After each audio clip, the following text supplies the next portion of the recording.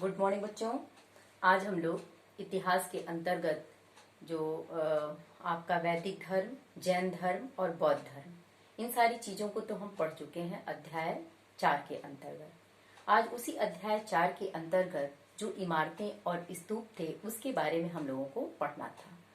तो सबसे पहले हम लोग स्तूप के बारे में पढ़ेंगे, बहुत संक्षिप्त रूप में, बहुत थोड़ा ही पढ़ेंगे, लेकिन थोड़ी थोड़ी चीजें ही पढ़ते जाएंगे और उसको समझते जाएंगे, उसका नोट्स तैयार करते जाएंगे। इससे आपको भी परेशानी नहीं होगी, आपको भार स्वरूप नहीं लगेगा और आपकी तैयारी भी हो जाएगी।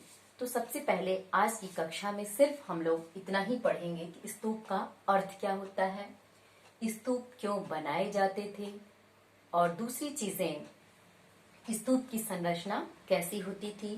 तो इस संरचना को हम इस चित्र के द्वारा भी आपको थोड़ा बताएंगे। तो सबसे पहले हम ये जानेंगे कि स्तूप का अर्थ क्या होता है। तो देखिए, कहा यह जाता है कि जो 600 से 6000 ईस्वी तक, यानी 600 ईसा पूर्व से लेकर 600 ईस्वी तक की जो भी जानकारी हमें मिलती है इतिहासकारों के द्वारा, उनमें उपयोग में लाए जाने वाले बौद्ध, जैन और ब्राह्मण ग्रंथों के अतिरिक्त कई ऐसी ऐतिहासिक इमारतें हैं, स्तूप हैं और भौतिक साक्ष्य हैं जिनसे हम उस समय के ऐतिहासिक घटनाओं का जानकारी अर्जित कर पाते हैं। तो उसी जानकारी अर्जित करने के संदर्भ में है आज हम लोग जानेंगे स्तूप क्या था, इसका अर्थ। तो देखिए, स्तूप का शाब्दिक अर्थ क्या है। सबसे तो पहले कहते किसको थे स्तूप, ये हम जानेंगे। तो स्तूप क्या था, ये बुद्ध के जीवन से जुड़े हुए जो भी अवशेष थे, जैसे उनकी अस्थियां। ध्यान दीजिएगा, स्तूप का शब्द मतलब क्या अर्थ होता है, स्तूप हम कहते किसको हैं। तो बुद्ध के जीवन से जुड़े हुए अवशेष, जैसे उनकी अस्थियां और उनके द्वारा उपयोग में लाई जाने वाली वस्तुएं। ध्यान दीजिए, मैं क्या बता रही हूँ, स्तूप का अर्थ। तो स्तूप का अर्थ क्या है, बुद्ध के जीवन के जुड़े हुए अवशेष, अर्थात जैसे उनकी अस्थियां और उनके द्वारा प्रयोग में लाई जाने वाली वस्तुओं को एकत्र करके बुद्ध के पवित्र स्थल पर, यानी बुद्ध से जुड़े हुए जो पवित्र स्थल थे, उन स्थलों पर गाड़ कर एक संरचना बना दिया जाता था। जैसे अब संरचना के बारे में हम बाद में बताएंगे। उस संरचना को ही हम क्या कहते थे, स्तूप कहते थे। तो स्तूप का क्या अर्थ, अगर अति लघु प्रश्न में आपको ये प्रश्न पूछा जाए कि स्तूप का अर्थ क्या है, तो स्तूप का अर्थ यही है कि इसमें बुद्ध के जीवन से जुड़े हुए, ध्यान दीजिए, स्तूप के जीवन से जुड़े हुए अवशेष, जैसे उनकी अस्थियां और उनके द्वारा प्रयोग में ली गई वस्तुएं, जिन चीजों का वो प्रयोग करते थे, उन सारी चीजों को एकत्र करके बुद्ध के पवित्र स्थल या जो पवित्र जगह थे बुद्ध के जीवन से जुड़े हुए, उन स्थानों पर गाड़ करके एक संरचना का रूप दे दिया जाता था। उसी संरचना को हम क्या कहते थे, स्तूप कहते थे। अब देखिए, ये पवित्र स्थल थे कौन कौन से। अब आपके मन में आएगा कि बुद्ध से जुड़े हुए पवित्र स्थल कौन कौन से रहे होंगे। जैसे बुद्ध का जन्म कहाँ हुआ था, लुम्बिनी, वो बुद्ध से जुड़ा हुआ था। लुम्बिनी जो आपका नेपाल में पड़ता है। दूसरा पवित्र स्थल जन्म कहाँ हुआ था, लुम्बिनी में। अति लघु के लिए एक प्रश्न ये भी तैयार हो गया। अभी हमने कहा ना कि बुद्ध के जीवन से जुड़े हुए पवित्र स्थल पर उनके अवशेष और प्रयोग में लाई जाने वाली वस्तुओं को जमीन में गाड़कर एक संरचना प्रदान किया जाता था, जिसको स्तूप कहा जाता था। तो ये पवित्र स्थल कौन कौन से थे, उस पवित्र स्थल में जैसे बुद्ध का जन्म कहाँ हुआ था, लुम्बिनी में, जो नेपाल में पड़ता है। और दूसरा, उन्होंने ज्ञान प्राप्ति कहाँ किया था, बोध गया में, जो बिहार में पड़ता है। तीसरा, उन्होंने अपना प्रथम उपदेश कहाँ दिया था, सारनाथ में। इसके बाद, सारनाथ आप सब जानती हैं कहाँ है। इसके बाद उन्होंने निर्वाण की प्राप्ति कहाँ की, गोरखपुर, जो कुशीनगर में, जो गोरखपुर साइड में पड़ता है। तो इस तरह से ये इनके पवित्र स्थल से, जहां पे इनके अवशेषों को जमीन में गाड़कर एक संरचना का रूप दे दिया जाता था, जिसे स्तूप कहा जाता था। अब स्तूप बनाए क्यों जाते थे, ये तो स्तूप का अर्थ हो गया स्पष्ट आपको। एक अति लघु प्रश्न, एक क्या आपका 3-4 प्रश्न तैयार हो गया। जैसे बुद्ध का जन्म कहाँ हुआ, लुम्बिनी। उन्होंने ज्ञान कहाँ प्राप्त किया, बोध गया। प्रथम उपदेश कहाँ दिया, सारनाथ। निर्वाण की प्राप्ति कहाँ हुई, कुशीनगर। और स्तूप का अर्थ। तो 5 प्रश्न, इतने ही में हम लोगों का अति लघु 5 प्रश्न तैयार हो गया। अब स्तूप क्यों बनाए जाते थे, इस चीज पे हमें ध्यान देना है। तो स्तूप जो था ये बौद्ध धर्म का एक पवित्र ग्रंथ के रूप में जाना जाता है, प्रतीक के रूप में माना जाता है। स्तूप को बौद्ध और बौद्ध धर्म के प्रतीक के रूप में माना जाता था। स्तूप बनाए क्यों जाते थे, स्तूप इसलिए बनाए जाते थे क्योंकि ये बौद्ध और बौद्ध धर्म के प्रतीक के रूप में माना जाता था। तो जो अशोकावदान नामक बौद्ध ग्रंथ था, पवित्र बौद्ध ग्रंथ, उसका नाम ध्यान दीजिएगा, कौन सा बौद्ध ग्रंथ, अशोकावदान नामक एक पवित्र ग्रंथ था, जिस पवित्र ग्रंथ में अशोक ने बुद्ध के अवशेषों को, ध्यान दीजिए, स्तूप क्यों बनाए गए, स्तूप इसलिए बनाए गए क्योंकि स्तूप जो बौद्ध धर्म और बुद्ध के प्रतीक के रूप में माना जाता था। तो जो अशोकावदान नामक बौद्ध धर्म का माने एक पवित्र ग्रंथ था, उसमें अशोक ने बुद्ध के अवशेषों को महत्वपूर्ण शहरों में बांटकर या भेजकर उस पे स्तूप बनाने का आदेश दिया।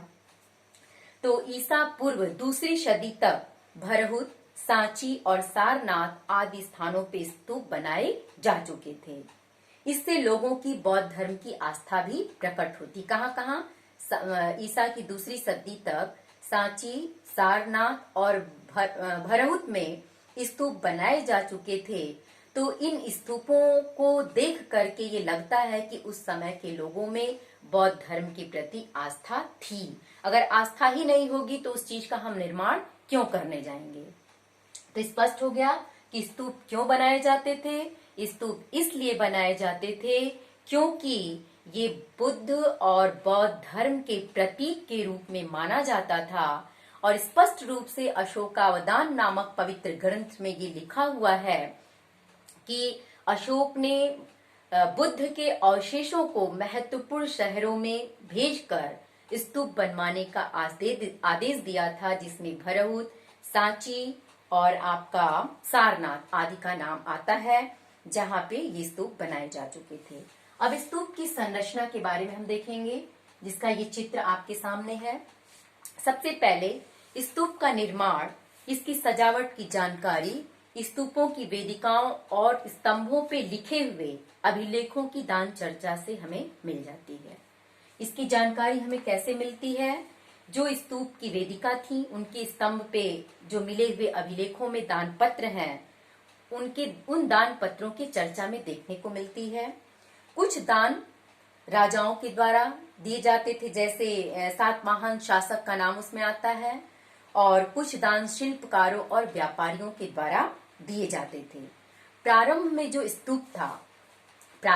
स्तूप था वो टीला के रूप में, अर्थात अर्ध गोलाकार एक मिट्टी का टीले के रूप में बनाया जाता था, जिसे अंड भी कहा जाता था। जब आरंभ में स्तूप बने तो आरंभ में ये स्तूप केवल ये अर्ध गोलाकार, सिर्फ अर्ध गोलाकार रूप में मिट्टी का एक टीला, जैसे ऐसे केवल एक चीज, पहले आरंभ में ये चीजें नहीं थी, आरंभ में सिर्फ इतनी ही चीजें थी आपको, ये अर्ध गोलाकार ही है।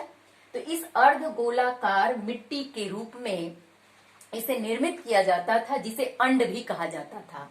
इस अर्ध गोलाकार मिट्टी की एक संरचना बनाई जाती थी आरंभ के समय में, जिसको अंड भी कहा जाता था। लेकिन बाद के समय में इसे कई चौकोर, देखिए 1 2 माने कई चौकोर और कई गोल आकार, चौकोर ये भी है, गोल ये है, ये तो कई गोल और चौकोर आकार का रूप देकर एक जटिल संरचना के रूप में स्तूप बनाए जाने लगे। आरंभ में कैसे ये स्तूप बने थे, इसकी जानकारी हमें कैसे मिलती है, जो इसमें आपकी जो वेदिकाएं हैं उस पे लिखे हुए स्तंभों में जो दान पत्र की चर्चाएं हैं उससे हमको इसकी जानकारी मिलती है। तो आरंभ में स्तूप कैसे होते थे, ये अर्ध गोलाकार मिट्टी के टीले के रूप में होते थे, जिसे हम अंड के रूप में भी जानते हैं, जिसे अंड कहा जाता था। लेकिन बाद के समय में ये अर्धगोलाकार और चौकोर कई आकार को मिला करके इसे एक जटिल संरचना का रूप दिया गया। अब देखिए, अब इसमें किसको क्या कहा जाता था, बाद में इसे कई चौकोर, अब इसमें देखिए अंड के ऊपर, इसी अंड के ऊपर ये चौकोर आकार का बना हुआ है। ये अंड आकार आप देख रही हैं। इस अंड आकार के ऊपर ये जो चौकोर आकार का रूप दिया गया है, जिसे हम क्या कहते हैं, हर्मिका। इस चौकोर आकार को क्या कहा गया, हर्मिका। इसी चौकोर आकार के ऊपर ये छतरी नुमा जो रूप दिया गया है, इस स्तूप के ऊपर इस छतरी नुमा रूप को यष्टि कहा जाता था। ये अंड आकार के ऊपर ये जो चौकोर आकार है, ये क्या है, हर्मिका है। इसी हर्मिका के ऊपर ये छतरी नुमा जो आकार बना है, जिसे यष्टि कहा जाता है।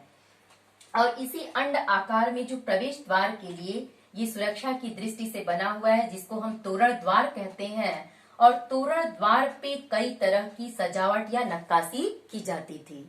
तोरण द्वार पे देखिए कई तरह से सजावट की जाती थी, नक्काशी की जाती थी। और इसके साथ साथ इसमें कई चारों तरफ, इसके चारों तरफ, यानी जो ये अंड आकार है, इसके चारों तरफ ये वेदिकाएं बनी होती थी। वेदिका, ये क्या है, वेदी माने बैठने का, ये सारी चीजें वेदिकाएं कही जाती थी। और ये वेदिकाएं लकड़ी और बांस की भी बनी होती थी। और चारों ओर स्थित ये तोरण द्वार पे नक्काशी हमने बता ही दिया की जाती थी। और तोरण द्वार के उपासक प्रवेश करो स्तूप के दक्षिणावर्त परिक्रमा करते थे। जो तोरण द्वार से प्रवेश कर, यहाँ से प्रवेश करते थे और इसके दक्षिणावर्त होकर के इसकी लोग परिक्रमा करते थे। ठीक है, तो आज के लिए सिर्फ इतना ही हम जानेंगे। स्तूप का अर्थ क्या है, स्तूप बनाए क्यों जाते थे और स्तूप की संरचना क्या थी। आज का आपका होमवर्क यही है। देखिए, बस मैं एक एक चीज ही, एक पॉइंट लेती हूँ, उतना ही आपको स्पष्ट करती हूँ बच्चों। तो आज आपका गृह कार्य क्या है, स्तूप का अर्थ। और अर्थ बताते समय जितने भी एक एक नंबर के प्रश्न आए हैं उसमें, जैसे बुद्ध का जन्म कहाँ हुआ, प्रथम उपदेश कहाँ दिया, ज्ञान प्राप्ति कहाँ की, निर्वाण प्राप्ति कहाँ की, वो आप लिखेंगी। दूसरा चीज, स्तूप क्यों बनाए जाते थे और कौन से पवित्र ग्रंथ का नाम हमने लिखा, अशोकावदान, बौद्ध धर्म का पवित्र ग्रंथ, उसको लिखेंगी। स्तूप की संरचना के बारे में आप सचित्र वर्णन कर लेंगी। थैंक यू बच्चों।